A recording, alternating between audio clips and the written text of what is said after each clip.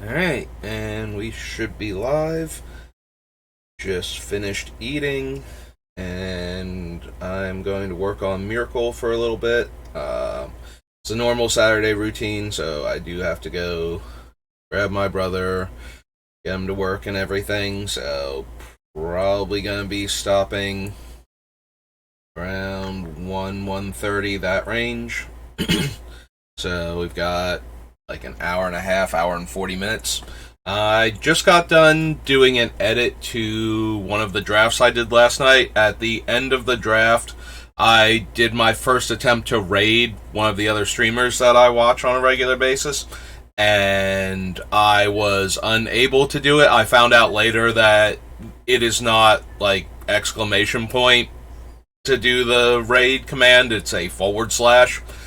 But it took me a while to figure that out, and while I was doing that, I picked up some of the audio from the streamer. His name's Smelly Octopus. I've been watching Octo for years. Actually started watching him because I played the Kingdom Hearts mobile gacha game, Union Cross, and he did a lot of guides for it that help players, especially ones that were free to play or cheap to play. He's very good at figuring out game mechanics. So he's a good source for information. If he's playing a gacha game that you're interested in, I would check him out. Right now he's playing, I want to say it's called Tower of Heaven or something. It's a new one that just came out that he got into because he's dropping the Ni no Kuni one.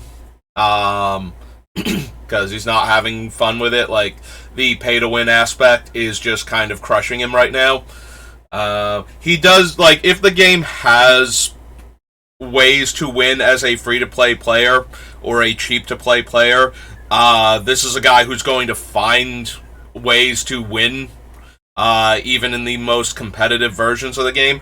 And, you know, winning might just mean getting rewards that you need in order to progress your character in the game and stay somewhat competitive. Like, obviously, all gacha games that have a competition system are going to reward the players that have all of the top tier stuff all of the time. So there are going to be players, like, you're never going to, like, full on win first place if the game is balanced in a way that favors players spending money. Because you just can't get that lucky in games like that. The math does not work out. Maybe you could conceivably get that lucky for like one thing, you know, one event, maybe, but that's about it. But this is a guy who does a lot of, like, He intuits the games very well, and he researches them on top of this, so between the two things, he can usually give you a strategy that will get you, like, the rewards for events without having to buy the newest thing that came out that's really good in that event, because, again, that's how gachas work. They make sure the newest thing also is super good in the event that you're doing, so that way you're encouraged to spend money on it. But yeah, so I've been watching this guy for years, and I was trying to raid him because I wanted to both raid him to do it as like the first time that I raided anybody, and I also wanted to, you know, throw myself out there because I'm very active in his chat when I'm there. So it's relatively, like, it's a reasonable sized community, especially compared to mine. You know, like, he will consistently have about 50 to 100 people watching him at any given point in time. So I know a lot of the regulars there, and I spend a lot of time, like, hanging out with them and talking and joking because I've been watching him for years. So it's just, like, even just as background noise while I'm doing stuff in other games. I started playing Opera Omnia when I was watching him play because I love Final Fantasy. Like, that's how I got into Kingdom Hearts. I love Disney, I love Final Fantasy. This is like chocolate and peanut butter moment for me. When they first announced the original. So I got into Opera Omnia. I still play Opera Omnia. I'm strictly free to play in that because of how much money I wasted on Union Cross, and I don't want to go down the gacha rabbit hole again for that. I'm not sure what I'm going to do when, what's its name comes out later this year. Missing Link, I think. There's going to be another Kingdom Hearts gacha, and I don't know if I'm going to spend any money on it. I do love Kingdom Hearts, like, that's a soft spot for me. I love it, like, convoluted anime bullshit in my, Disney game. Yeah, I actually said a bad word there, but I think it deserves that one. Like, I'm not one of those people that sits there and go, oh, the story's so complicated, I don't even follow. No, I follow the storyline, and I don't even think it's, like, obviously, it's got a lot of convoluted stuff to it, but I don't think the actual storyline is all that hard to follow. So, like, I'm pretty sure if I needed to, I could explain Kingdom Hearts to somebody, like, thoroughly in about half an hour, which a lot of people act like this thing is such a kudzu plot that it would take, like, a day and a half, and you'd need, like, the giant conspiracy board with all the strings on it in order to explain. It's like, no, there's, like, 3 things that are complicated, and those 3 things, like, the 3 most complicated things are the villain, the hero, and the titular Kingdom Hearts. Like, you once you understand those 3 things, like, basically understand them, it's pretty easy to, context clues your way through the rest of the game, and just kind of shrug off all the weird stuff that's happening, and just be able to follow the basic plot the entire time. But yeah, so anyway, we're building Myrkul today. But I did feel good about myself for editing my video earlier on, because I tried to rate him and I got some of his audio, and while I don't mind having some of him in the background, you know, while I'm talking or anything, and I don't think he would mind either, like, Octo knows, he knows that I'm Saber anyway, if nothing else, so he's not gonna throw, like, a fit and get me DMCA'd for having his voice. Ironically enough, somebody copyright claimed his voice. Like, one of his highest watched videos over on YouTube is he got one of his videos taken down, somebody DMCA'd him, and it was just him talking. Like, nothing else anywhere, and they claimed the audio. So somebody else tried to DMCA his voice. But yeah, so he's not going to do that, but he is experimenting with the ability to remove the background audio from his own videos, which is allowing him to play copyrighted music and then just not have it on the VODs. And so in case I accidentally picked up some of that, I wanted to get that off of the video. So I think I've done it correctly, and I'm waiting for it to process now. It's going to take a while, but it'll be draft number 4 for the current Arena Cube. The one where I'm just in a depressive downward spiral, so I just drafted Mono Black, because that's what was open. Feeling a little bit better about the format now. Still haven't figured it out entirely, but, you know, got way more wins than the 0 that I've been getting, so that felt a lot better. A few of them, though, I think were premature scoops on the opponent's part. So now that I've wasted the extra 10 minutes I had to work with, let's get into building Myrkul. So we finished with the commander sets that are labeled Commander up to 2021. There will be Magic the Gathering Commander and a couple of the this set, Commander cards that we have to look at. So that brings us to the Commander Legend set, the first one. So let's go ahead and take a look at the cards from that.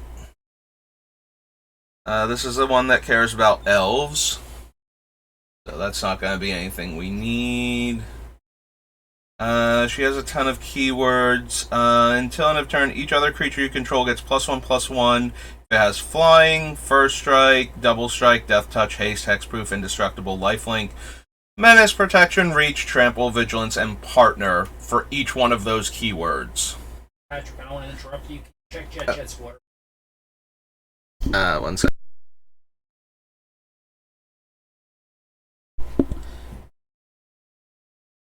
It's just my stepdad asking me to check on the rabbit later. She wasn't feeling good the other day. We've been giving her medicine, so hopefully she's feeling better now. She was eating again last night, so that was a good sign. So, yeah, I don't think we have enough keywords for a Chroma to matter. Like, we're not picking creatures for their combat stats, we're picking them for their abilities. So, gains all those keywords, or gains all those keywords, and if you have your commander, they have both. Enters the battlefield, put a +1/+1 counter on each of up to 2 other target creatures. Whenever a non-token creature you control with a 1/1 counter on it dies, create a 1/1 spirit creature token with flying. Nope, don't need that one. As long as it's your turn, commanders you control have indestructible. We can do better than that. Let's scroll on through. Reach, Trample, Cascade. Cascade is a cast trigger, so we won't get Cascade. I mean, in my head, I kind of knew it was a cast trigger, but I did need to re-reference it. As I've proven with my draft videos, sometimes it just helps to actually read your cards and process the information that they give you. You know, if you want to know what the card does, instead of just kind of assuming that you know how it works. Right? That one time I exiled a card with ninjutsu, and allowed myself to cast it until end of turn, and then tried to ninjutsu it into play from the exile zone. Good times. Good times. You pay 3 if you do put a 1/1 counter on that creature. No. Apex Devastator is the multi-cascade. Enters the battlefield, I become the Monarch. Damage doesn't cause you to lose life. No, thank you. You may attach any number of auras and equipment. No. This is the one that cares about artifacts in the graveyard and lets me discard to give -X/-X. This is another equipment and auras card. Old Austere Command. Post-combat main phase, that player adds 2 colorless for each of your opponents who lost life this turn.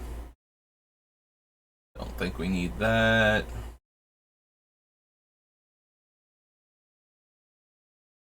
Bio-Waste Blob. Beginning of your upkeep, if you control a commander, create a token that's a copy of Bio-Waste Blob. So notably, if we do... if it turns into the non-creature enchantment version of itself, then the blob will make non-creature tokens, because the status of the token is a copyable thing.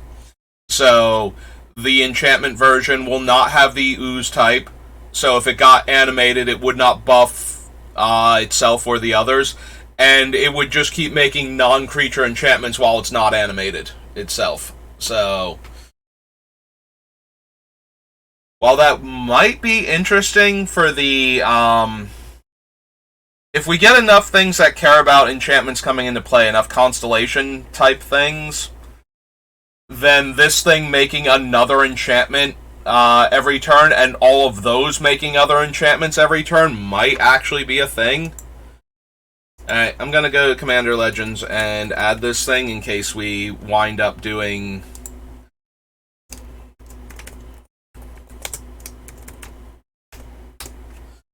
something like that. Blade Brand, Blade Griff, deals combat damage to a player. Destroy target non-land permanent of that player's choice that one of your opponents controls.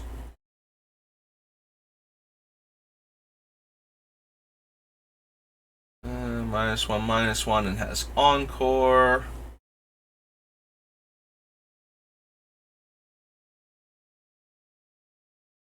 Vigilance Reach, or another creature you control dies. Return up to 1 other target creature card with lesser toughness from your graveyard to your hand.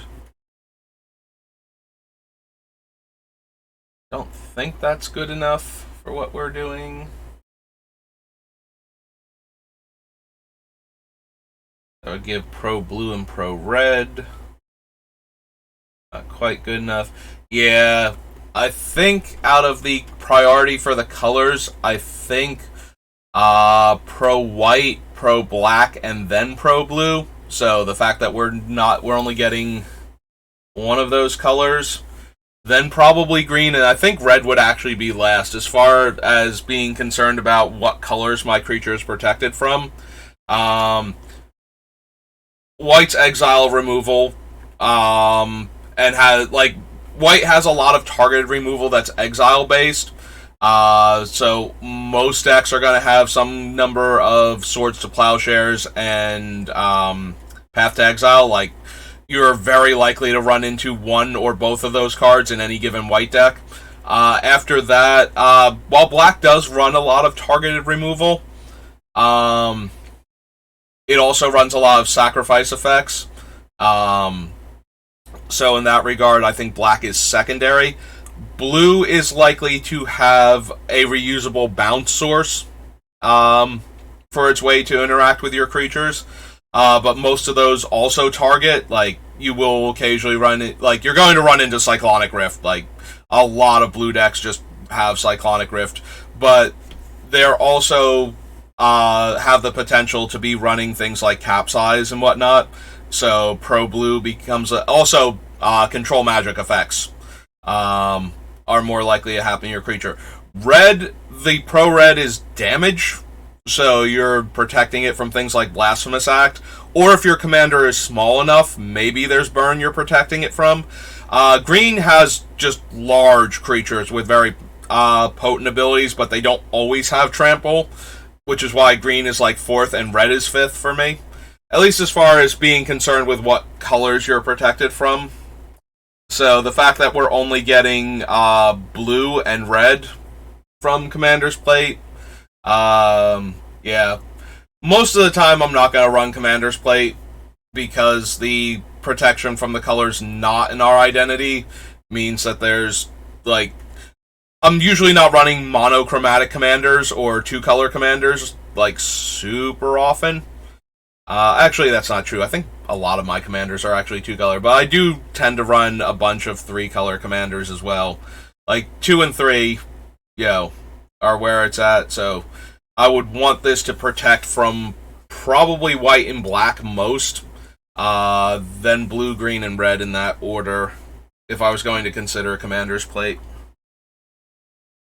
Although, if it's protection from, like, if it's a monocolor deck and I'm protected from all of the all but one of the colors, or I'm running Kozilek the Great Distortion and I'm literally protected from all colors by having this card, then I'm more interested in it.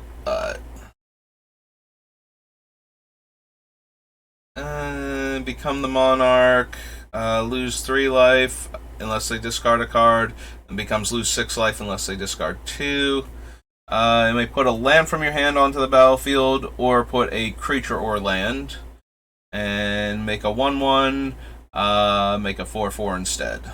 Yeah, I don't super care about any of these, and I don't want to be the Monarch necessarily. But it never hurts to double check what the options are on them. Again, the Monarch and permanents I control have hexproof. Draw 3 cards. Beginning your end step, you lose 2 life for each card in your hand. No.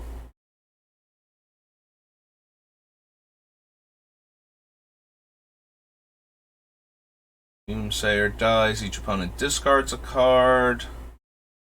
Dies. Each non-elf gets -3/-3.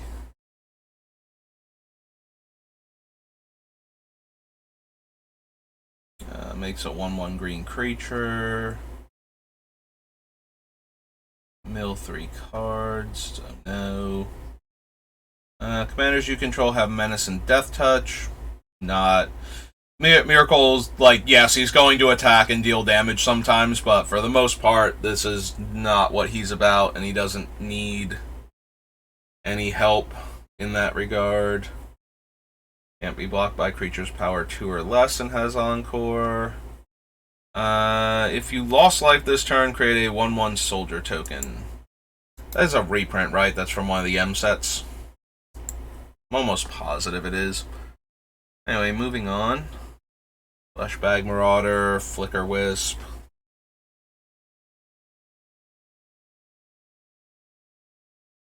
Generous Gift. Add green, spend this mana to cast a spell with converted mana cost 6 or greater, draw a card.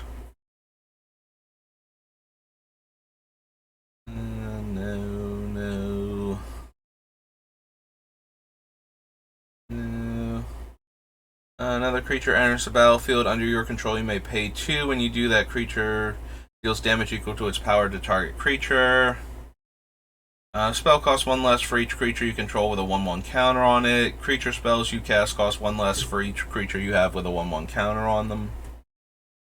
Mana doesn't empty, it becomes colorless instead. He makes 2 1/1s. Or not 2 1/1s, 2 3/3s. Oh no, he makes 1 3/3. I thought he made 2 for some reason. I guess that would be, he'd be 7 power and toughness for 5 mana. That would be a bit much. Artifact is put into a graveyard from the battlefield. Put a 1/1 counter on him, and a 1/1 counter on each golem you control. Reprint of her. Bunch of elf cards.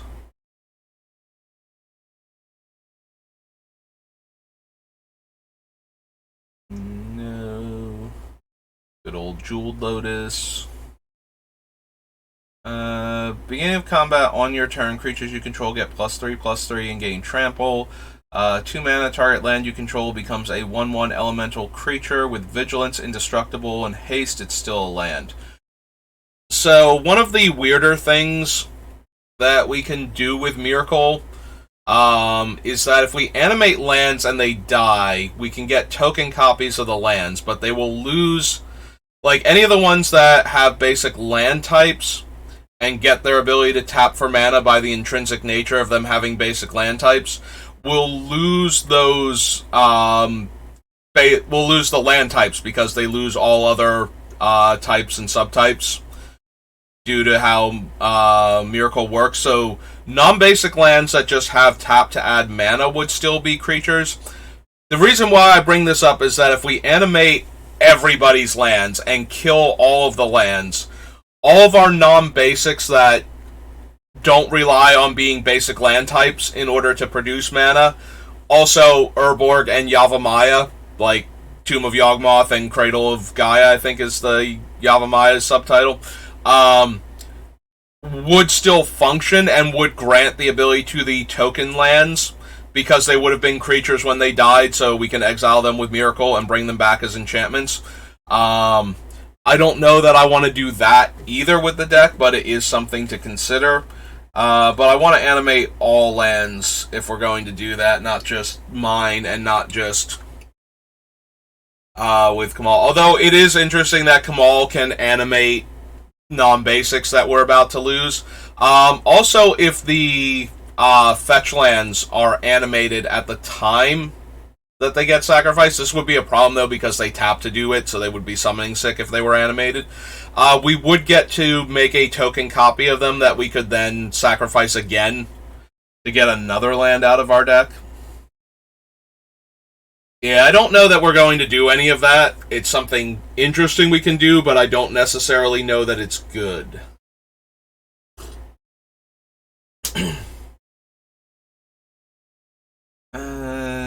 So, any number of target lands you control become 1/1 elementals with vigilance, indestructible, and haste. Choose target creature you don't control. Each creature you control deals damage equal to its power to that creature.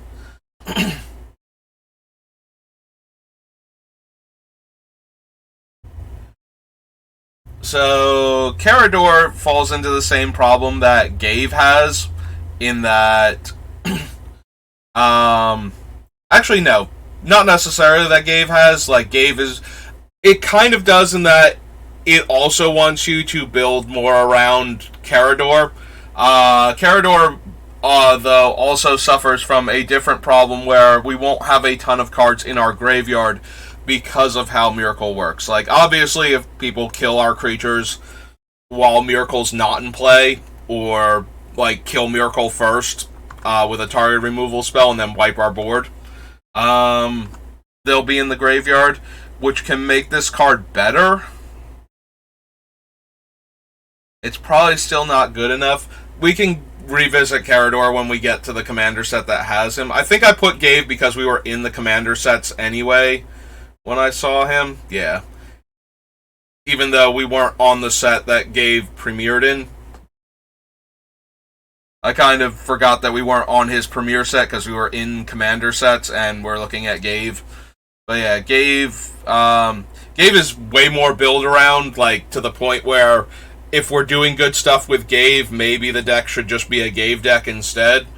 Carador also has some of that, in that we're still getting to recast creatures every turn, so Carador becomes more powerful when it's built, leaning towards him. We'll revisit it when we get back to the Magic the Gathering Commander from whatever year it would be, 2016, 2015, something like that. I forget now. Karametra's a reprint. Beginning of each opponent's end step. If that player controls more creatures than you, make a 1/1 soldier token. If that player controls more lands than you, search your library for basic planes and put it onto the battlefield tapped. I don't know how many basic planes we're going to have. So Keeper is even less impactful at that point. This one puts a +1/+1 counter on my commander when it attacks. Don't need that.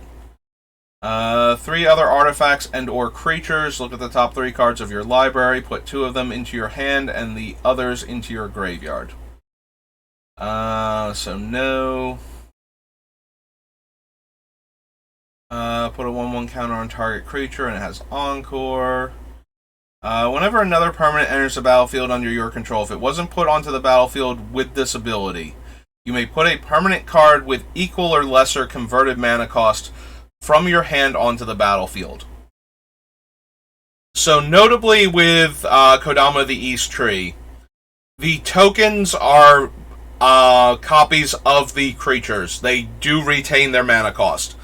Tokens created just, and like the 1/1 soldier token from the other thing before, don't have casting costs normally, so people tend to forget that sometimes tokens can have a mana cost. Usually the only way they get that is by becoming copies of other cards. So the Kodama will still be a 6-drop when he's in token form as the enchantment, which is why the idea of running cards like Opalescence would actually function with the tokens and turn them back into creatures. So that would mean that when our things die while Myrkul's out and they come back into play, we would then be able to put permanents with, is it lesser casting cost, or was it the same? Equal or lesser, right, because it allows you to play lands from your hand if you keep playing lands with, like, anything other than its own ability. So yeah, if we had, like, our creatures died from an effect and we put them back into play, and the Kodama is in play still, for whatever reason, either because it didn't die or because it's already in enchantment form and our creatures died and now they're coming back as enchantments, we'll trigger Kodama of the East Tree and let us put cards from our hand into play. I don't know that I care that much about that ability after going through all the trouble to explain exactly how it interacts with what we're doing.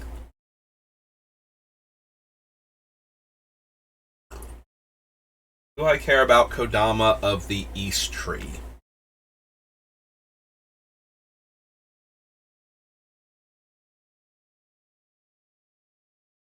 I suppose it will depend on how many cards I can get into hand.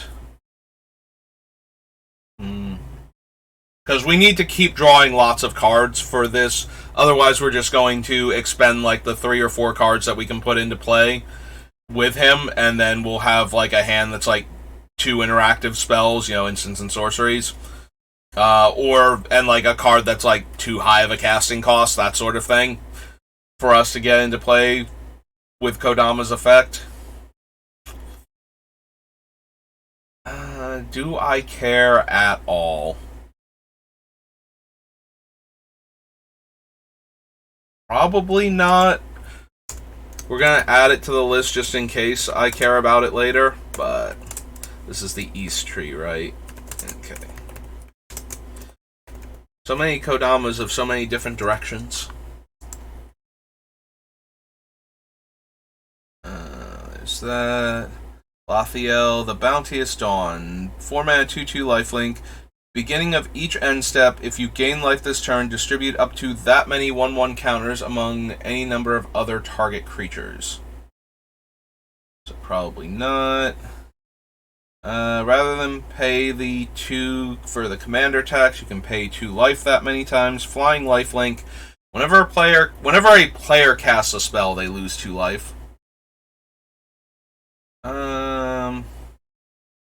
Don't know that original Lisa is anything.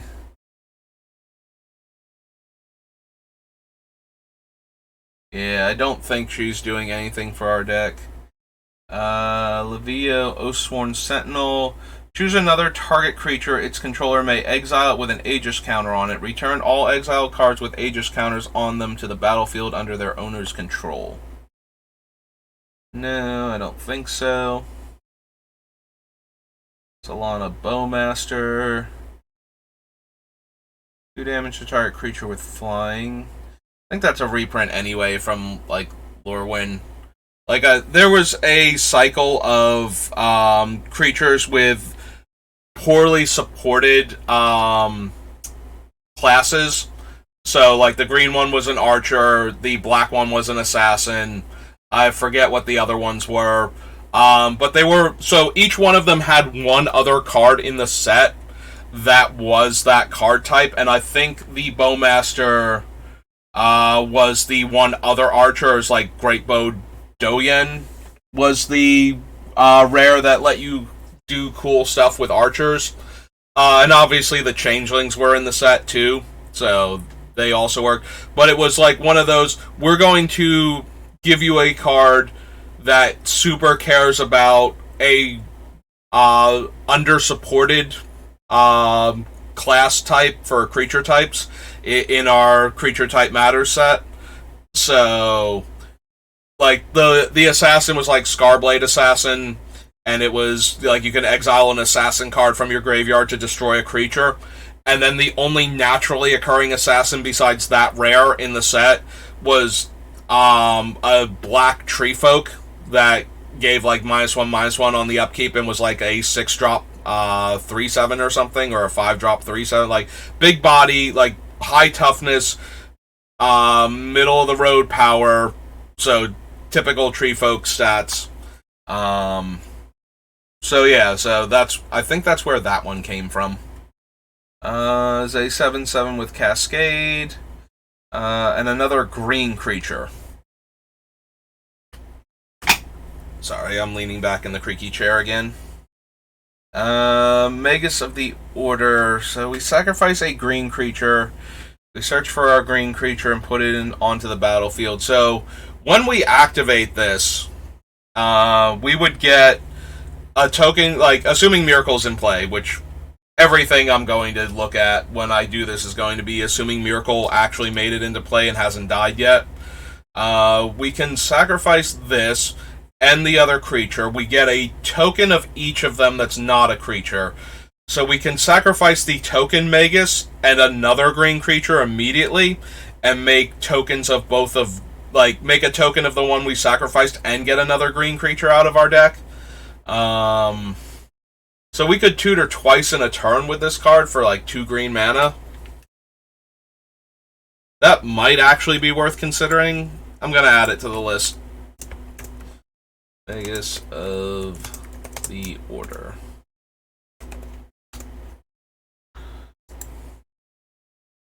Make a Stand, no. Mask of Allison, no. Thorn in the Glade or another elf you control dies. Pay 1 and 1 life. Draw a card. No.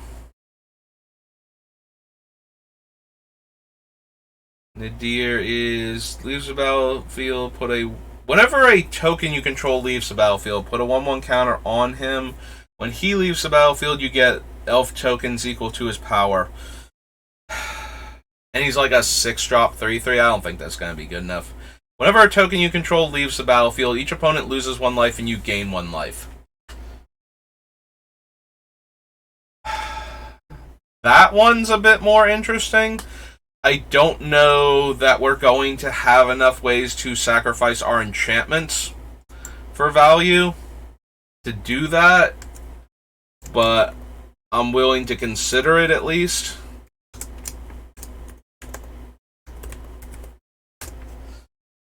We'll add the Nightblade. Cascade, destroy an artifact or enchantment. Each player sacrifices 6 creatures, and I create 6 2/2 tap zombies as a 7-drop sorcery. Land enters the battlefield under its opponent's control. That player loses 1 life, and this gets a 1/1 counter. Not quite good enough. Pay double X and distribute X 1/1 counters among elves you control. Those are all reprints. Opposition Agent. I'm going to be honest, I dislike Opposition Agent. I certainly run it in the decks that it's appropriate in. As somebody who runs infinite numbers of fetch lands, getting hit when you're behind and you needed land and you finally, like, you top deck a fetch and you crack a fetch and Opposition Agent comes down and just ruins your day, has got to be one of the most feel-bad things. That being said, I almost never run into other players running Opposition Agent. Like, this has not actually been a major thing, but every time I see Opposition Agent, I just don't like him, her, them very much. Primarily for that reason. Like, I don't mind countering somebody's Demonic Tutor, and I don't think it's unfair for somebody to counter my Demonic Tutor in this way, you know, get to search my deck and take a powerful spell and use it against me. Like, there are a bunch of cards that do things like that. The fact that Opposition Agent also stops the original tutor effect is usually not that big a deal. I hate that it works on fetch lands. Like, that's what really bothers me. I don't like efficient land destruction, and I don't like ways that really take players out of the... As much as I will run cards that take players out of the game by jumping through the hoops to do it, like, we've seen my Beamtown Bullies build, the competitive Cutthroat version, and how I'm willing to, like, World Gorger Dragon somebody to oblivion. But I just don't like... this one just feels so mean-spirited when it pulls its one trick. I also am kind of surprised with the number of fetch lands in Eternal formats that this hasn't done anything, because you can Dark Ritual it out in response.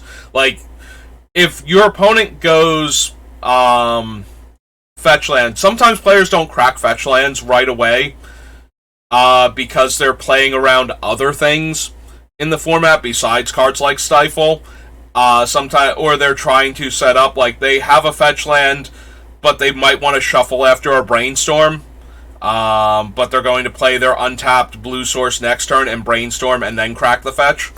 Yeah, the idea that you can, like, swamp Dark Ritual and flash in Opposition Agent, I'm kind of surprised that isn't more viable. Maybe it's just not consistent enough, or the bug flash decks just don't have room for Opposition Agent. Or maybe this is actually a thing and I just haven't seen, you know, like, Legacy things because I don't normally tune in for those, and this has actually been a thing the entire time and I've just never heard about it as actually functional from, like, players that play more Legacy games.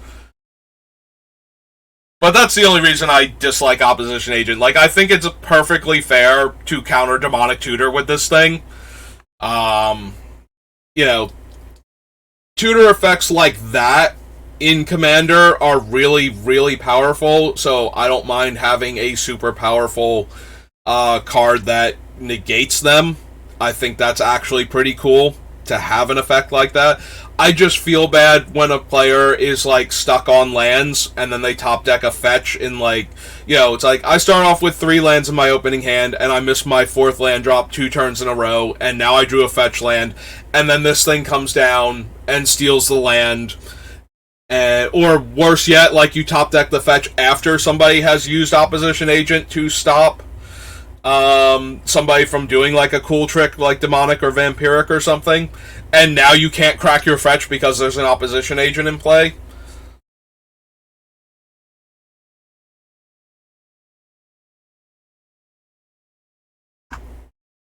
Okay, so yeah, that's my rant on Opposition Agent, and that's the only thing I don't like about it, but I really hate that aspect of it. And as somebody who runs, 10 fetches at all opportunities, basically, we're going to have all of the ones that get any of our 1 color, so the only one we're not going to run is Scalding Tarn, and we might still make up for that with like a Croson Verge or something. Yeah, I hate on Opposition Agent for that aspect of it. I kind of wish it wouldn't work when the opponent tutors for a non-land card, unless they are tutoring for any card, but that wording is so awkward, I don't know that it would fit properly on Opposition Agent.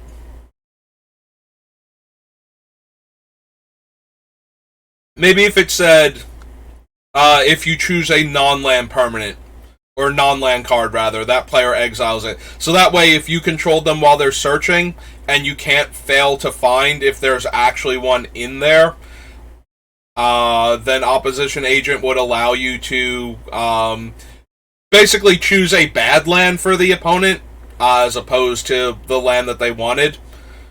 But at least then they still get a land off of their fetch, or their Croson Verge, or their Blighted Woodlands, or whatever, Rampant Growth.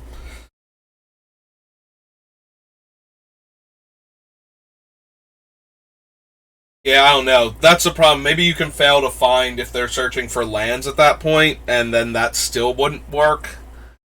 I don't know. Opposition Agent. That aspect of Opposition Agent, I hate. The rest of the card, I think, is perfectly fine and valid, and is a cool trick to getting around, like, powerful tutor effects in Commander. And I support that aspect of it being in the format.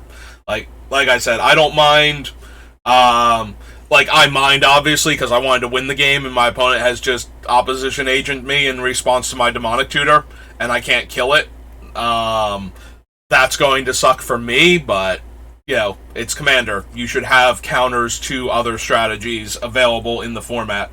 I just don't like the idea that opponents are behind, and you can play that and steal their lands, just because they're running fetches. I like fetch lands, and I don't want to be punished for running them. How about that? How about that, Opposition Agent?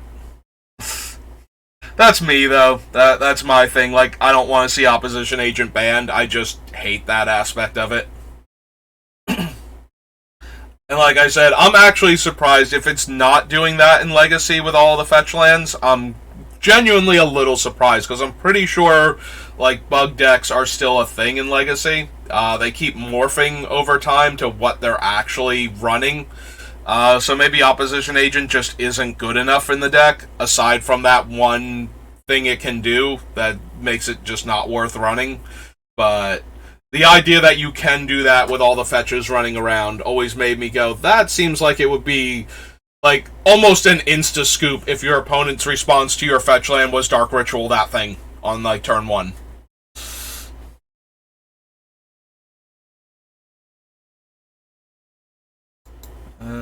We kind of scroll past the Triniform, but that's not going to wind up in our decks. Decks? We're building more than one deck? No, we're building one deck. Yeah, that doesn't work with the token version of it. As long as it's your turn, creature tokens get +1/+4, and make a 1/1. Elves you control get +2 power. 2 target players exchange life totals, and you create a horror with power and toughness equal to the difference. Whenever a creature you control dies, exile it. Beginning of your end step, if you control no creature, sacrifice Promise of Tomorrow. Return all cards exiled with it to the battlefield under your control. Don't think so. Untap flying creature. Radiant gains protection from the color of your choice until end of turn. Attacks. Put target creature card from defending player's graveyard onto the battlefield under your control and has Encore 8.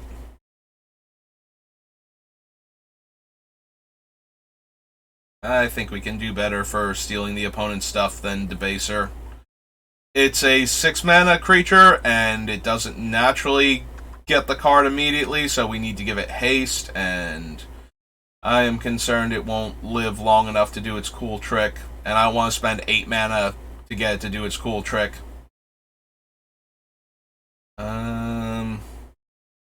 So artifacts you control have protection from each mana cost among artifacts you control. Again, they won't be artifacts when they come back as a token, so Rebecca wouldn't even do anything cool with that. So we're going to keep going.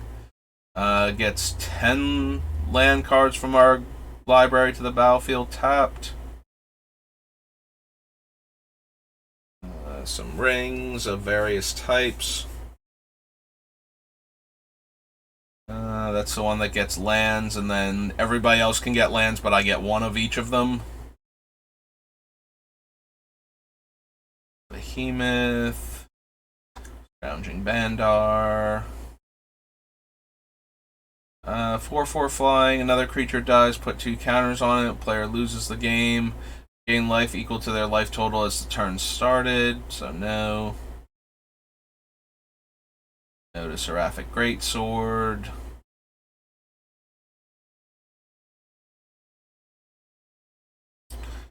Destroy all creatures and planeswalkers except for commanders.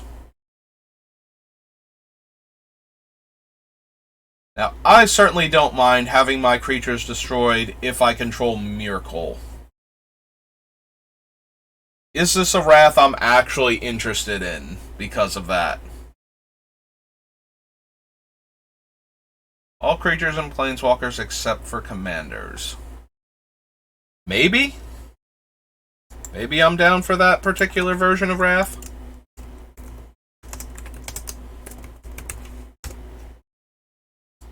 I'll consider it anyway. All Ingesting enters the battlefield with 5 counters on it. Whenever it or another creature dies, if it had 1/1 counters on it, put a 1/1 counter on each creature you control that has a 1/1 counter on it. Nope. Power and toughness equal to the life total. No.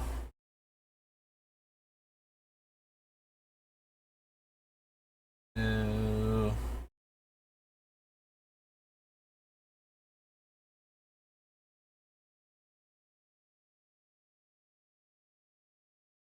No. Sweet Gum is Flash, Cascade, Reach. Enters the battlefield with 3+1/+1 counters on it for enters the battlefield, put 3 1/1 counters on each of any number of target creatures that entered the battlefield this turn. So no. Each opponent sacrifices a creature they control with the greatest power. Exile all cards from all opponents' graveyards, then create X01 black Thrall creature tokens, where X is the greatest power among creature cards exiled this way. Don't think so. Him. Beginning of each end step, create X11 spirit creature tokens with flying, where X is the number of tokens you created this turn.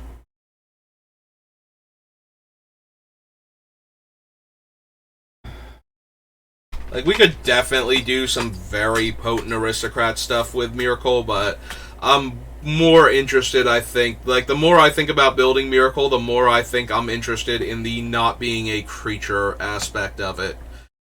Because there are a lot of things we can do with Myrkul that are dumb. This thing, if we make token makers, you play a Deranged Hermit, you sacrifice Deranged Hermit, you make a token copy of Deranged Hermit, that means you made 8 squirrels and the 1 token enchantment Deranged Hermit now. So then this would make 8 more 1/1 flyers, and now we have, 16 token creatures and 1 token enchantment that we can then sacrifice to, drain opponents with our various aristocrats effects. You may cast a spell as though it had flash if it targets a commander. Enchanted creature is indestructible. Whenever one or more cards leaves your graveyard, you make a 2/2.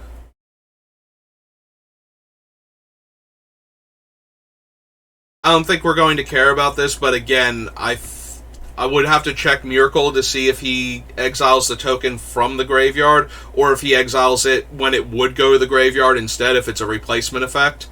If he exiles it from the graveyard, that would mean every time he ate one of our things, Tormod would trigger and give us another 2/2 on top of that. Again, if we wanted to be the more aristocrats version of the deck. Return all artifact, enchantment, and planeswalker cards from your graveyard to the battlefield. Notably, it would not have returned creatures anyway, so this one gets around having all of our creatures be exiled, because it wouldn't get them back, unless they were artifact or enchantment creatures. I still don't think that's enough, though, to make it worth running.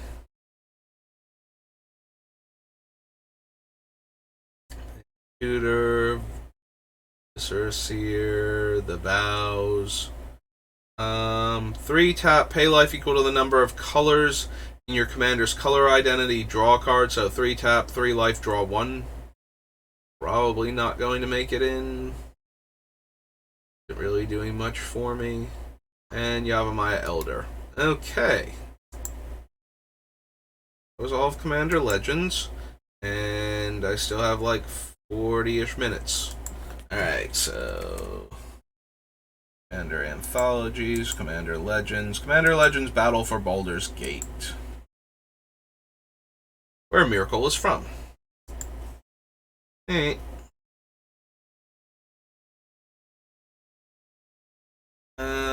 Enters the battlefield, exile any number of other non-land permanents you control until he leaves the battlefield. Create a 1/1 soldier token for each permanent exiled in this way. Again, if we were looking to make a ton of tokens, being able to drop him, exile our token makers, sack him to one of the effects, get back all of our token makers, he would then come back as an enchantment, exile them all again, sack the enchantment. Yeah, we could do some dumb stuff that way. Like, if you are looking for a more straightforward, less convoluted way, I guess, for Myrkul to kill your opponent, and you just want to take advantage of the constant token production, yeah, this is a thing. That might be what you're looking for.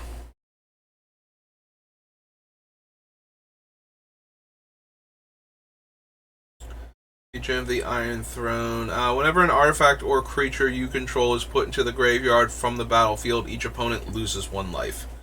So we're not doing treasure or anything, so Agent of the Iron Throne.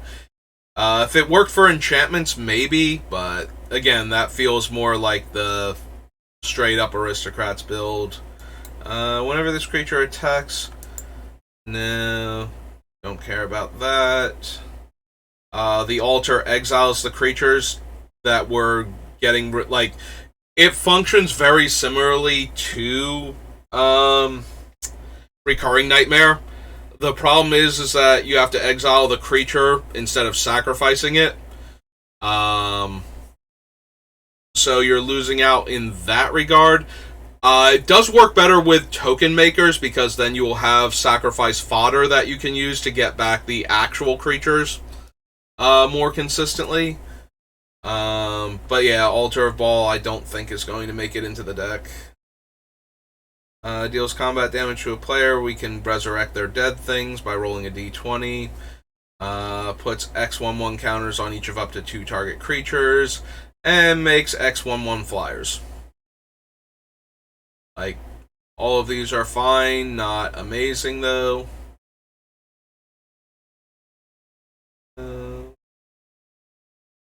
Leave that one was a reprint. Whenever opponent searches their library, you gain 1 life and draw a card. neat, but not what we're super concerned about doing.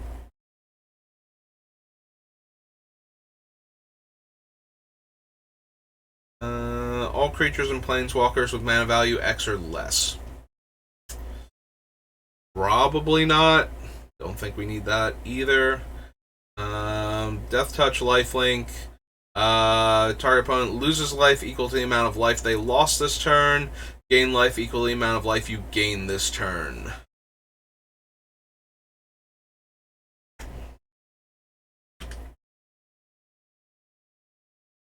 I'm already, like, when I started this, there were going to be certain Aristocrats cards in the deck, just because, and I still managed to add, like, Zulaport Cutthroat and whatnot.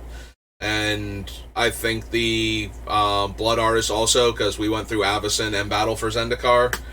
So there's always the potential that we still care about effects like that. But I'm starting to lean more towards cutting them and focusing more on other things. Asterian's, though, very good for that effect, because we can just hit the opponent again, like whichever one we want to, out of the ones that we've been pinging with all these little, like, my creature died, you lose 1 life, I gain 1 life. My creature died, everybody loses 1 life, I gain 1 life. So one of those opponents is going to take a hit based on the amount of life they already lost this turn, or we can just gain even more life based on what we already drained from them. But I'm moving more and more towards the more amusing interactions. Like, Myrkul is just dumb, and he's super powerful. Whatever version of him we build is going to be incredibly potent anyway. I want to build a slightly different Myrkul deck the more I think about it. Do we still want him, though? Are we going to have enough residual Aristocrats things left that his draining will be relevant?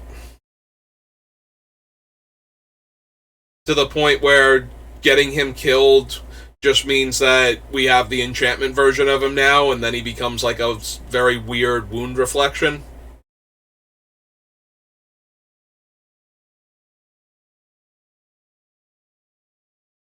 Yeah, I'm trying to figure that out. I don't think we need him. I don't think he's going to do enough to merit being in the deck.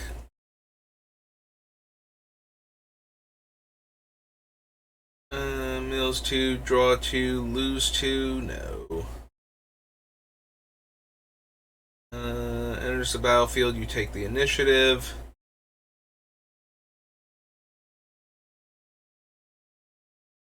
So, Baba Lysaga. Sacrifice up to 3 permanents if there were 3 or more card types among these sacrificed permanents. Each opponent loses 3 life, you gain 3 life, and you draw 3 cards. So, all of the creatures that we sacrifice come back as enchantments. So we will always have enchantments to sacrifice to Baba at that point. The downside to this is they lose all of their other types. Like, if we could sacrifice an artifact creature and have it come back as an artifact enchantment, Baba Lysaga would be a lot more powerful in this deck. Because then we would just need another creature, and we sacrifice the creature and the artifact enchantment that we got, and Baba gets another 3 drain, and we get to draw 3 more cards.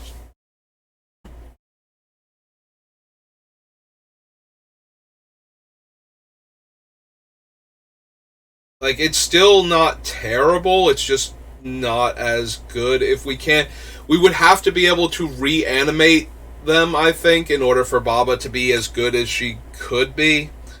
She's definitely like one of these stronger cards if we were going the animate the enchantment strategy, because then each enchantment token is a creature enchantment at that point, and then we just need an artifact, a land we don't mind losing something, treasure token, something, and then we can easily keep drawing cards. And when Baba dies, she comes back as an enchantment, and we can use her again. Like, if she were one of the things we sacrificed, and then we bring her immediately back into play and tap her and sacrifice other things if she's not in creature mode. Like, it does give us a bit, it will give us a bit more options in, again, a more aristocracy build. +2/+2 in flying, no. Prevent all damage, and then it's exile an artifact or enchantment, no. Flash enters the battlefield, exile a non-land permanent opponent controls, and all other non-land permanents your opponents control with the same name as that permanent until it leaves the battlefield. Nope. Like Barroom Brawl at all. Draw a card if that player has more cards than each other player. Make a treasure if they have more lands. And gain 3 life if that player has more life than each other player. And then it has Myriad. And I don't think so. Combat on your turn. Choose an opponent. Creatures attacking the last chosen player get +1 power. No, I don't think so.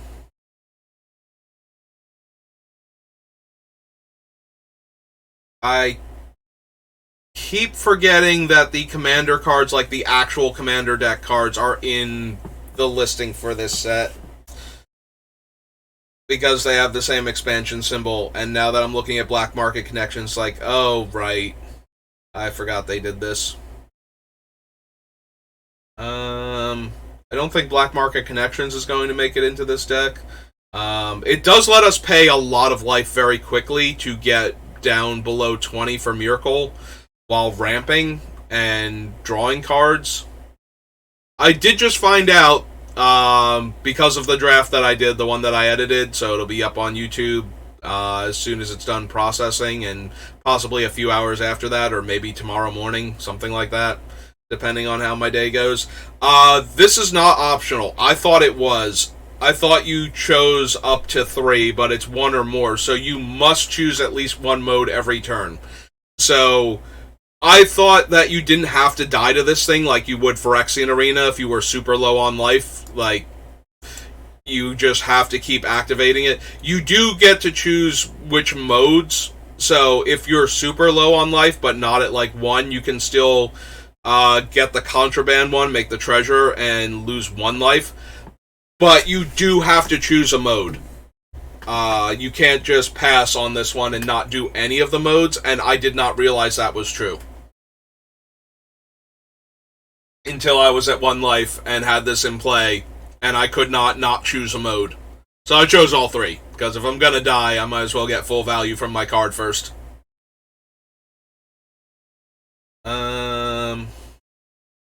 But yeah, I don't know that we want Black Market Connections. Make a treasure, draw a card, and you can make a 3/2 changeling. The 3/2 changeling is the least enticing aspect of this card. Like, 3/2s in general don't do a whole lot in Commander, especially in the mid to late game.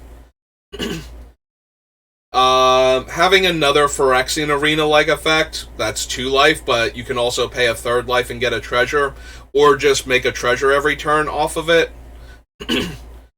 Seems like it would be fine. Myrkul is very expensive. The fact that this card ramps us towards Myrkul while doing other stuff.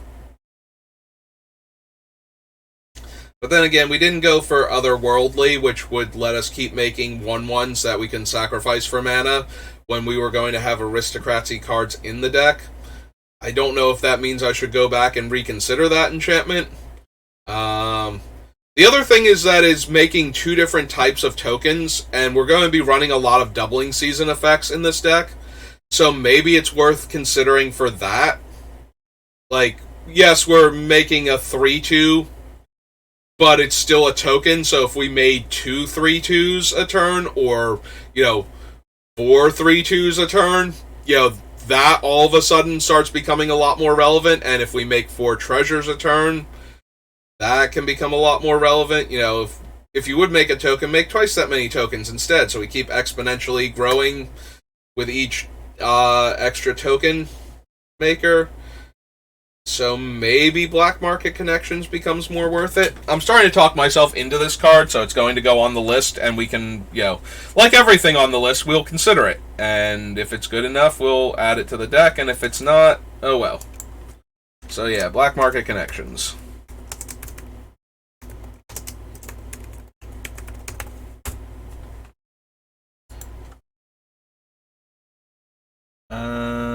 Attack start, so no, don't really care about that. The indestructible front half is okay. For each non-token creature destroyed this way, make a tap treasure. Excuse me.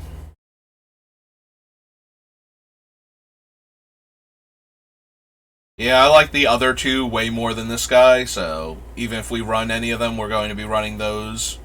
The Doom Necromancer and the Apprentice Necromancer. The ones that I can never remember which one is which. Yeah. Exile the top card of each opponent's library. You may play those cards for as long as they remain exiled. If you cast a spell this way, you may spend mana or mana of any color to cast it. Whenever a non-land permanent opponent owns enters the battlefield under your control, they lose life equal to its mana value. Yep, not what we're doing. Scroll past pretty quick. Bramble Sovereign, I think we already have down below if we're or up above, because now we're down here, like the Battle Bond. If we were thinking about running it, I don't know that it made the list though. I genuinely forget at this point. I have to go back and add all of this game text too. Oh, yep, there's Bramble Sovereign. I knew it was a potential on the list, so. Is all of the party types. Attacks, defending player loses X life, and you create X treasure tokens, where X is the number of creatures in your party. Burnished Heart, Butcher, Bygone Bishop. Deals combat damage to a player. For each token you control, make a 1/1 white rabbit creature token.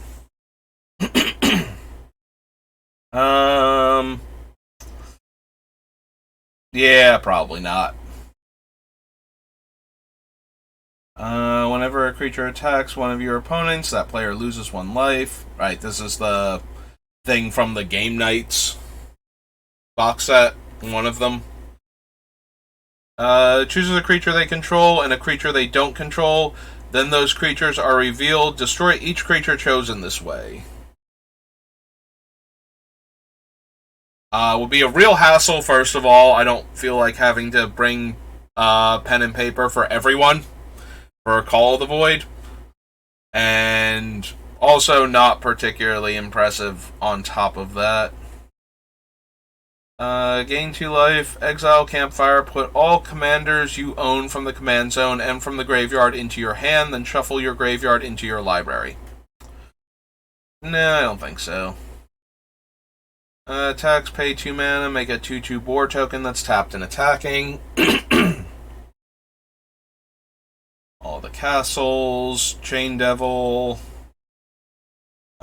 Changeling Outcast.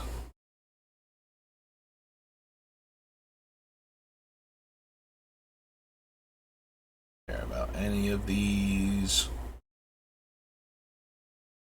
At the beginning of each end step, if a creature card was put into your graveyard from anywhere this turn, make 2 tapped 1/1 squirrel tokens. 1 or more tokens enters the battlefield under your control, put a 1/1 counter on it. All creatures get -X/-X, where X is the greatest mana value of a commander you own on the battlefield or the command zone. So notably, this would kill Myrkul, since Indestructible doesn't get around it, and he has way more casting cost than toughness. And by way more, I mean 2. But it is a 6 mana Pseudo Wrath out of the, while he's not in play. I don't think that's anywhere near good enough. Exile target creature, roll a d20. 1 through 9, they get a 4/4 Ox. 10 through 19, they get a 2/2 Boar. And natural 20, they get an 0/1 Goat. I do kind of like this card. If it were 1 mana, I'm pretty sure it would go right along Path of Exile and Swords to Plowshares as like the 1 mana removal spells in the format. Because a lot of the creatures that you can edit, like even if you gave your opponent a 4/4, most of the time the 4/4 with no abilities is going to be way worse than what you exiled, unless you are very reckless with what you target with this card. So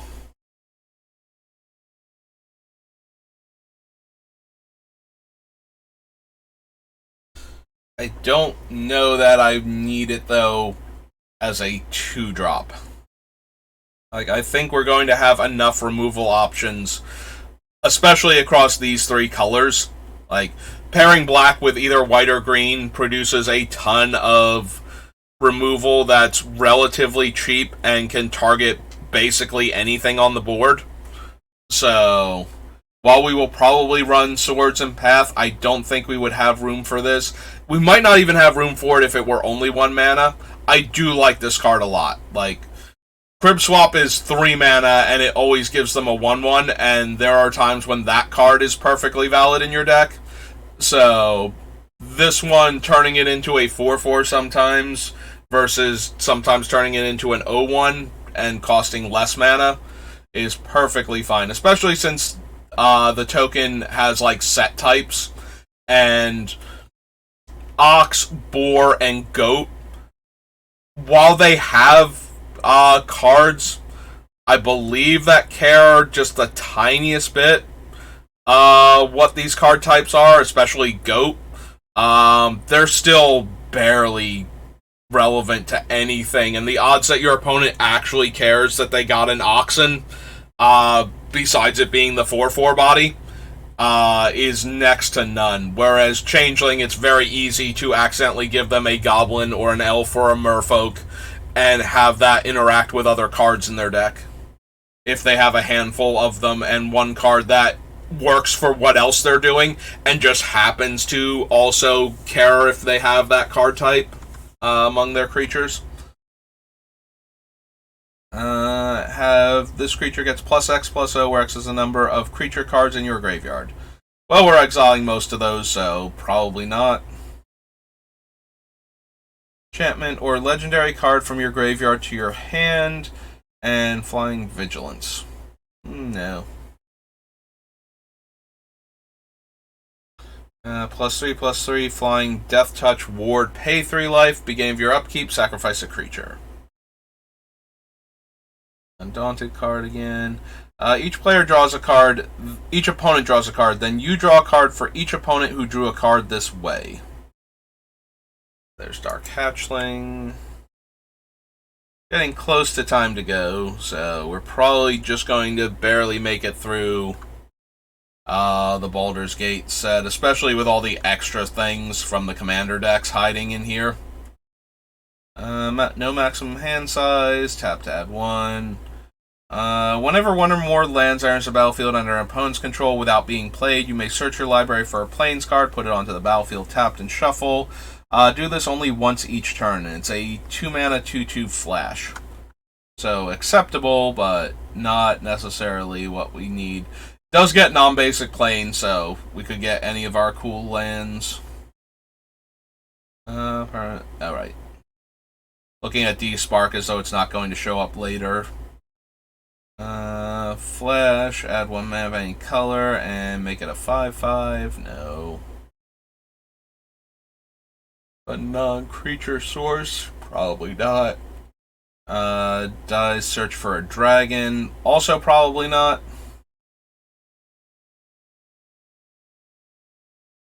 1/1 counter on the mole, 1/1 counter on a commander you control. Enters the battlefield, you get 2 lands from your deck. They do have to be basics, right? And then roll the d20, and 1 through 9 they just go to your hand. 10 through 19, one of them goes into play. So it either gets the 2 of them to your hand, does a Kodama's Reach, Cultivate, or puts both of them into play tapped. I don't know exactly how many basic lands this deck is going to run, but I have to believe that using that thing twice will get most of them out of our deck. So I'm disinclined to add another one. to the list. Like, I think we'll be able to do better than this one. Don't need that. Whenever it attacks, look at the top 4 cards of your library, exile a creature card from among them, put the rest on the bottom of your library in any order. For as long as that card remains exiled, you may cast it, and that spell has Undaunted. And then he's a 4-mana 3/3.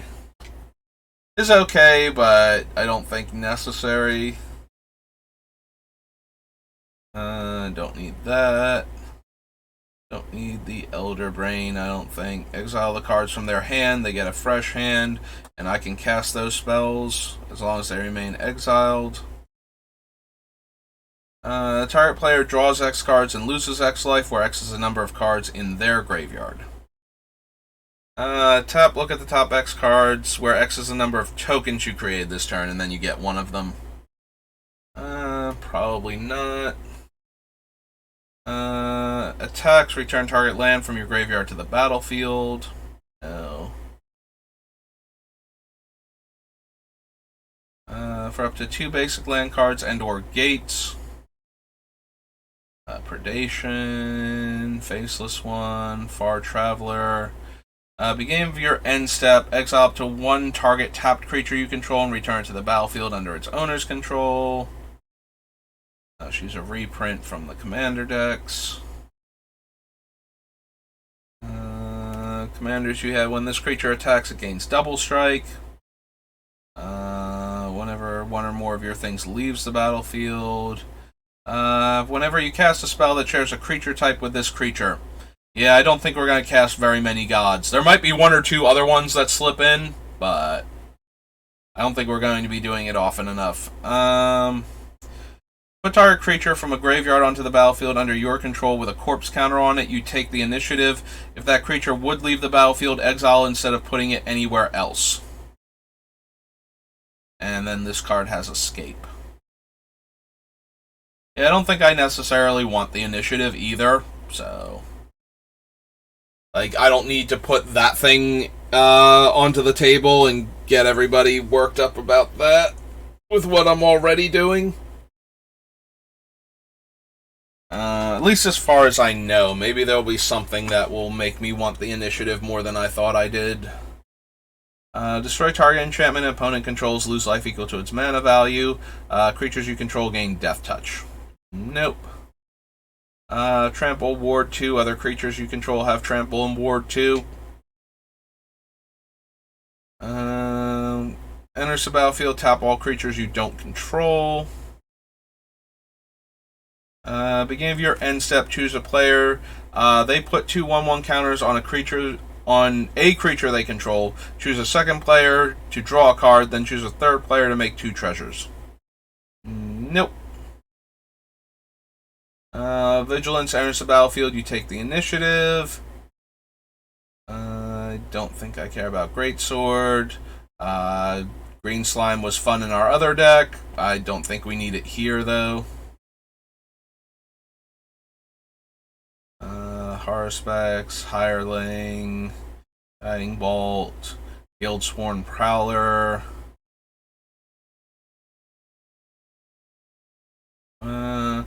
Target token you control becomes a green bear creature token with base power and toughness 4/4 in addition to its other colors and types.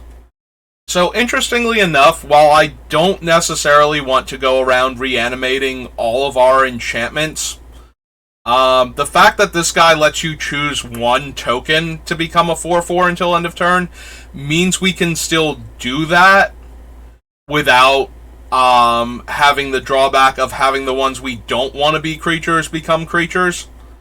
So I'm actually kind of interested in this. This might actually be a thing. Alright. So his name is Halsin. Emerald Archdruid.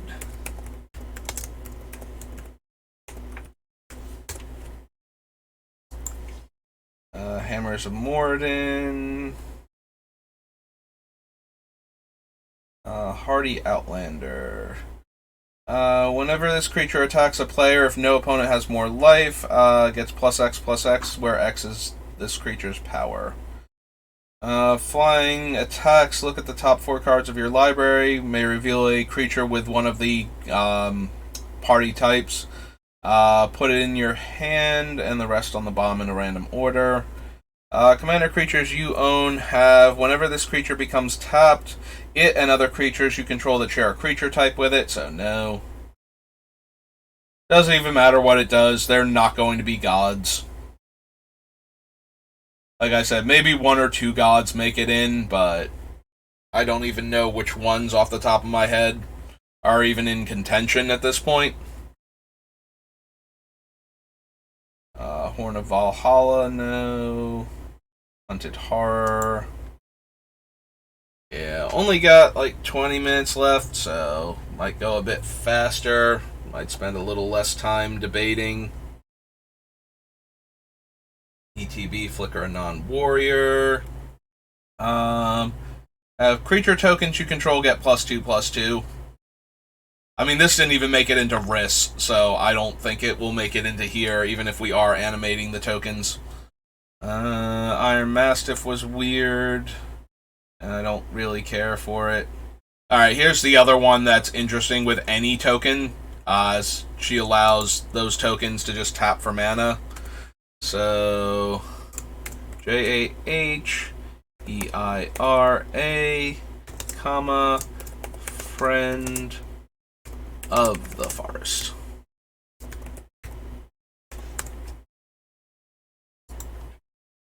Her respite gets us X lands, where X is the number of creatures attacking us. They do have to be basics and prevent all combat damage that would be dealt this turn. Lost City was super weird, right? Beginning of your upkeep, exile the top 4 cards of your library and roll a d20. 1 through 9, you may put a land card from among those cards onto the battlefield. 10 through 19, you get a 2/2 wolf, then put a 1/1 counter on it for each creature card among those cards. And natural 20, put all permanent cards exiled this way onto the battlefield, and then sacrifice Journey to the Lost City. So, nope. Attacks at mills 2, and then we can play a card that we milled this turn. Don't think so. If you would put 1 or more counters on a creature or planeswalker you control, or on yourself, you may put that many +1 and choose a background. Exile everything, and then you might be able to flicker it twice. Gives all of our stuff Myriad. If a permanent you control left the battlefield this turn, put a 1/1 counter on each tapped creature you control, then untap them. Can't attack unless defending player controls a flyer. There's Magus again. Top X cards of your library, where X is the greatest mana value of a commander you own on the battlefield or in the command zone. You may put any number of permanent cards from among them onto the battlefield. Put the rest on the bottom of your library in a random order. This is an 8-mana sorcery. We do get to look at the top 7 and get everything with, oh no, you just put any number of permanents. So we would get to look at the top 7 cards of our deck for casting this and put any number of them into play. It's an 8-drop though, and I think we're going to have enough top end that I don't need a card like that. Duodrone, no. It's Martial Impetus. This creature enters the battlefield with an additional 1/1 counter on it, and other creatures you control enter the battlefield with 1/1 counters on them. No. Ward, discard a card, becomes crewed for the first time. If it was crewed by exactly 2 creatures, it gains whenever this creature deals combat damage to a player, draw 2 cards. No. I could not remember exactly what that thing did, and reading it took so much more time than it was worth. Ward X is the number of experience counters you have. End step, if a permanent you controlled left the battlefield this turn, you get an experience counter. Creatures you control get +1 power for each experience counter on her. Her main thing would actually be to pump up Marin, and if I had bothered to put him in the deck, Daxos. Like, just because we are going to have permanents leaving the battlefield. she would be able to do her trick more often. Creature enters the battlefield. If it was cast, exile it, then return all other permanent cards exiled with Mirror of Life trapping to the battlefield under their owner's control. No. Sacrifice another creature or an artifact. Put a 1/1 counter on this. Swart, Mom. Equip creatures, all of the major creature types. Oh no. Is it all? Oh no, it gets a bonus if it's any of them. Lifelink for a cleric, death touch. Yeah, I don't think this is going to be relevant. Full party, all damage would be dealt to equipped creature is prevented. Yeah.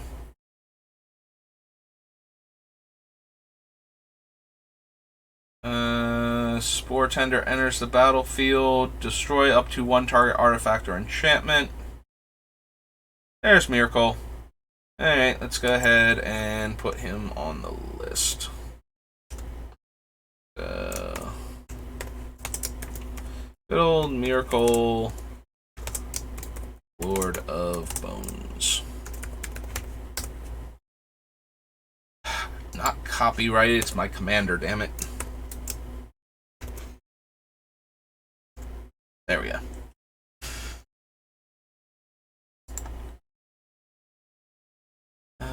Each opponent sacrifices a creature, greatest power among creatures that player controls. Nope. +2/+0 and gains menace. No. This is another one that cares about the party. I don't think so. Nature's Lore. Nautiloid Ship. Navigation Orb. Nefarious Imp. Nighthawk Scavenger. These are all reprints. Nimble Right Schematics. No. Commander creatures have, when this creature enters the battlefield in the beginning of your upkeep, each player may put 2/1/1 counters on a creature they control. For each opponent who does, you gain protection from that player until your next turn. Nope. Enters the battlefield tapped with 3 coin counters. Remove a coin counter from it, make a treasure. Dies, roll a d20, draw 1, lose 1, draw 2, lose 2, draw 7, lose 7. +2/+2, 2/1/1 counters, 4/1/1 counters. Attacks a player who controls 8 or more lands. Look at the top 8 cards of your library. Put a creature card from among them onto the battlefield tapped. And attacking that player, put the rest on the bottom of your library in a random order. Shepherd, 8 or more power. Packed weapon, no. Impetus. This gives me the initiative, yeah. That. Patriarch Seal, no. Beginning of your end step, if a permanent you control left the battlefield this turn, create a 1/1 Pegasus with flying, but he's like a 6-drop. Yeah, don't need that one. Poison the Blade. Hey, getting there.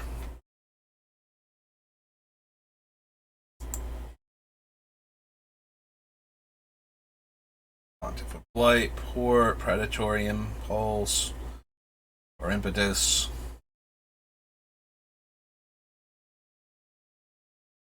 Raised by Giants makes Myrkul a 10/10, but he's already pretty big. Each creature you control assigns combat damage equal to its toughness. When it attacks, if you have the initiative, double the toughness of each creature you control until end of turn. When it attacks, if you've completed the dungeon, defending player loses 1 life for each card they own in exile with a hit counter on it, and it exiles their stuff when it would die. Make 2 1/1s, make 2 2/2s, make 3 2/2s. Bounces another permanent. Exile target creature card from your graveyard until end of your next turn. You may cast that card. Once per turn, you may pay 0 rather than pay the mana cost for a creature spell you cast from exile. No, I don't think so. We're not going to be casting from exile very often, if at all. Enters the battlefield, draw a card. Player casts a spell, they lose 1 life for each spell they cast this turn. Can't be blocked by creatures with power 3 or less. If you have the initiative, create a treasure token. Create 3 if you've completed a dungeon. Each player's end step. If no permanents left the battlefield this turn, that player loses X life, where X is Servok's power. Enters the battlefield, take the initiative. Already don't. 1 colorless if you have the initiative, 2 colorless. 3 tap, exile the top card of your library until you exile a non-land card. You may cast the card without paying its mana cost, only if you've completed a dungeon. No. First time you would draw a card each turn, instead look at the top 2, put 1 into your graveyard, then draw the other one. Opponent controls more lands than you, get a basic plains into play tapped. Choose a creature you control, then each opponent chooses a creature they control with equal or lesser power. If you chose a creature in this way, exile each creature not chosen by a player. So, at 7, Myrkul basically lets everybody keep their best stuff, except for their really giant cards, so... Dungeoneer enters the battlefield, you take the initiative. Attack, target attacking creature that's one of those creature types. Gains protection from creatures until end of turn, and it explores.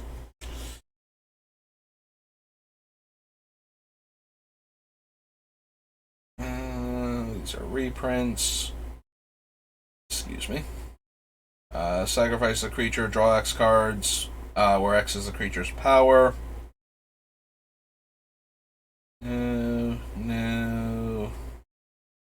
No. Sacrifice another creature or an artifact. For each opponent, you mill a card, then return that card from your graveyard to your hand unless that player pays 3 life. Nope.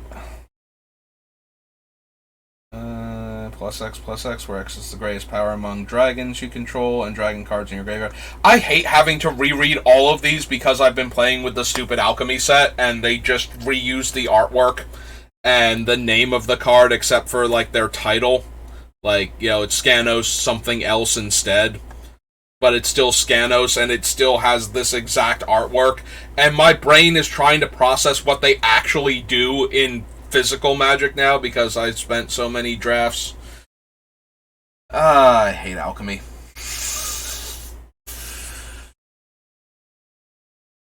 Soul Ring, Solemn Doom Guide. Each creature card in your graveyard that's one of the party types has Unearth 2. Yeah, no, having to devote that extra couple steps of mental energy to process the cards is just very frustrating. I didn't even think of that when I was doing the alchemy drafts because it was the new set and it was ranked, so, you know, if I'm going to create content that people might actually look at and give me a chance, that was going to be it. Choose a party and then sacrifice the rest. No. Ooh, excuse me.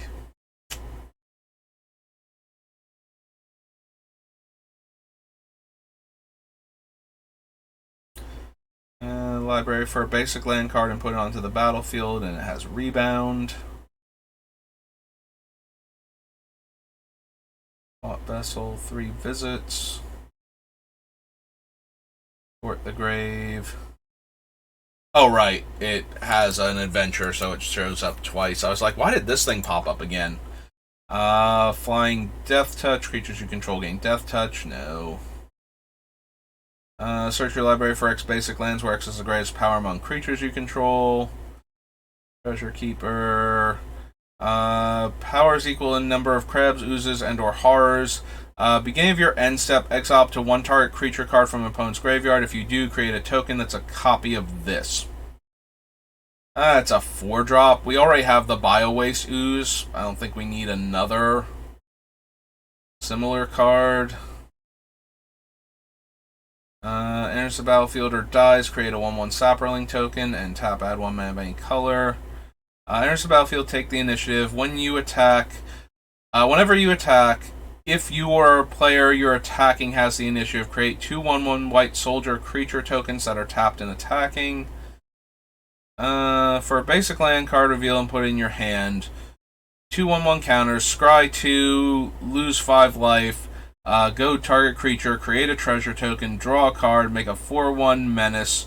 Reveal the top 10 cards of your library, put a creature card from among them onto the battlefield with 3/1/1 counters on it. It gains hexproof until your next turn, then shuffle.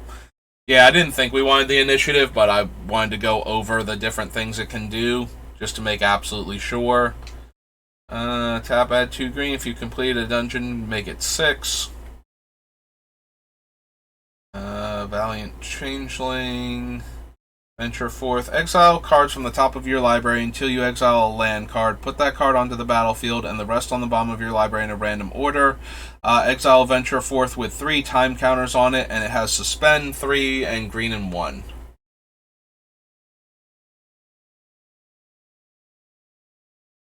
That is okay, but I think we have better ramp options. Have whenever this creature attacks a player, if no opponent has more life, get a 1/1 soldier that's tapped and attacking. Roll 1 or more dice. Add 1 mana of any color. Roll a d20. Remove 100 counters. Get an artifact. So no. I couldn't actually remember what the payoff for Vexing Puzzle Box was off the top of my head. It's an artifact specifically.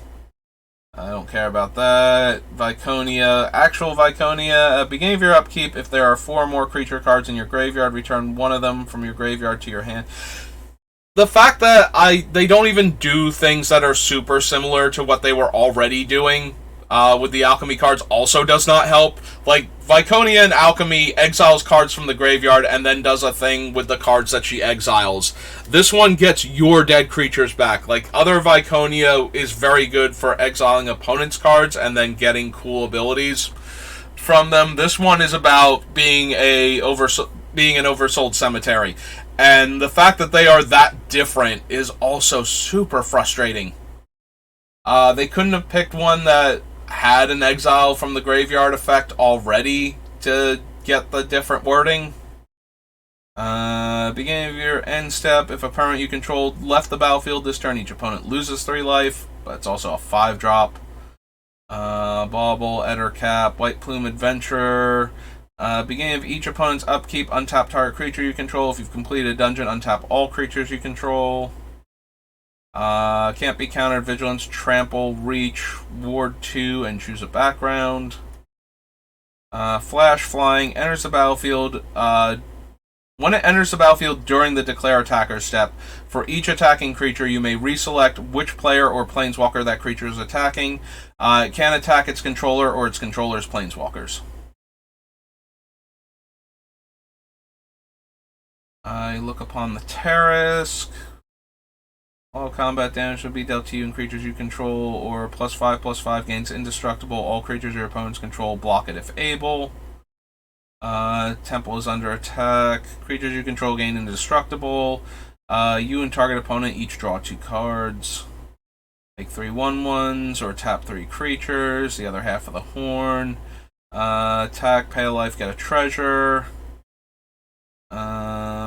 So mill 5, return a creature, and put a creature card from your hand onto the battlefield. That's all them, and it's almost exactly 1:30. Alright, I think that's a good place to stop for now.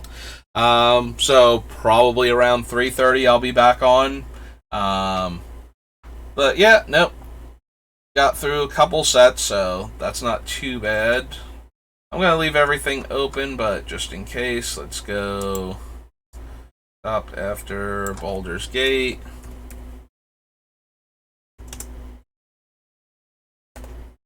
And save. And I will see you in a little while. If you don't come back, though, have a good rest of your day. Feel free to catch the VODs later on YouTube. You can find me at SBR_BLD across multiple things. Twitch, YouTube, Twitter if you want to announce when I'm going live. Most of the time, I'm pretty good about that. I'm getting into the habit of doing that, so however you want to follow me, and I will see you in a little bit. Have a good rest of your day.